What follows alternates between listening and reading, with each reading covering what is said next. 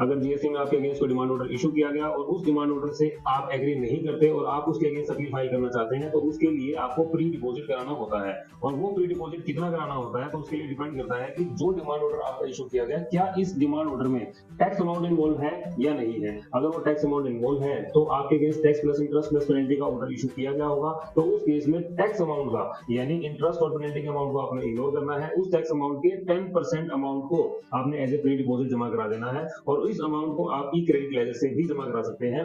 लेकिन अगर मान लीजिए उस डिमांड ऑर्डर में टैक्स अमाउंट इन्वॉल्व नहीं है, सिर्फ और सिर्फ पेनल्टी का ऑर्डर है, तो पेनल्टी के लिए भी आपको ये चेक करना है कि क्या ये सेक्शन 129 ऑफ 3 की डिटेंशन एंड सीजर का केस है, वहां पर पेनल्टी लगाई गई थी, तो उस केस में 25% ऑफ पेनल्टी अमाउंट आपको एज ए प्री डिपॉजिट जमा कराना है। इसके अलावा 129 और 3 के अलावा कोई और पेनल्टी अमाउंट इशू किया गया है, पेनल्टी इंपोज करी गई है, तो उस केस में आपको 100% ऑफ पेनल्टी अमाउंट जो है वो प्री डिपॉजिट कराना पड़ेगा for filing the appeal. Thank you very much.